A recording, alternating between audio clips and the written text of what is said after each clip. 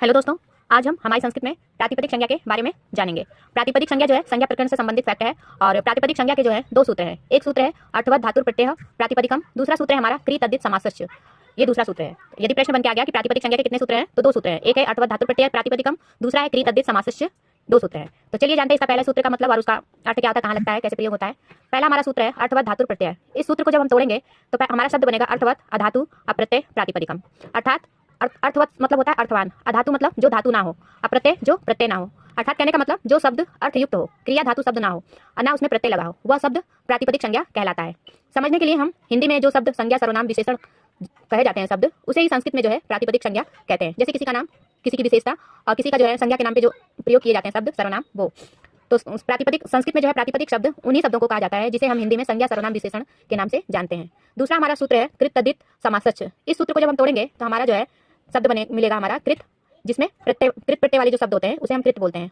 जिसमें तद्धित प्रत्यय लगता है वह शब्द तद्धित हो गया। समासस्य यानी समास वाले शब्द, यानी इस सूत्र के अनुसार कृत प्रत्यय वाले शब्द जिसमें तद्धित प्रत्यय लगा हुआ शब्द और समास वाले शब्द भी प्रातिपदिक संज्ञा शब्द कहलाते हैं। जैसे कारक, ये जो है कृत प्रत्यय से लगा हुआ है, बना है। दूसरा हमारा शब्द है राजपुरुष, यह एक समास है, यानी ये भी शब्द जो है प्रातिपदिक संज्ञा कहलाएगा। तीसरा हमारा है शाली, इसमें जो तद्धित प्रत्यय लगा है, तो ये भी शब्द जो है हमारा प्रातिपदिक संज्ञा कहलाएगा।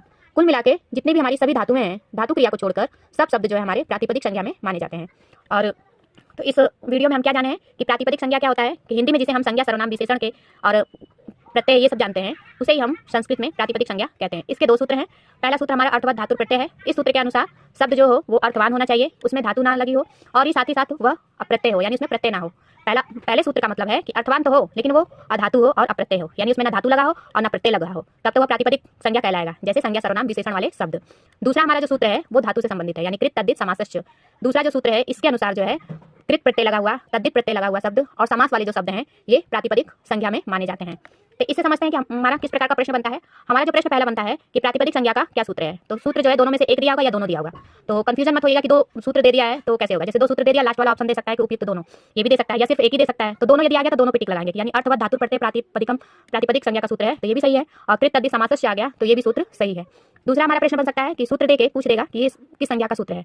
जैसे अर्थवत् धातुर प्रत्यय प्रातिपदिकम दे दिया, अब पूछ दिया कि ये सूत्र जो है किस संज्ञा का है, तो प्रातिपदिकम लिखा हुआ है, इसे भी जान जाएंगे। और दूसरा हमारा सूत्र है कृत तद्धित समासस्य, पूछ देगा कि ये किस संज्ञा का सूत्र है, तो ये भी प्रातिपदिक संज्ञा का ही सूत्र है। कंफ्यूजन में नहीं रहना है, क्योंकि हमारे लिए परीक्षा में एक एक नंबर बहुत इंपॉर्टेंट रखता है।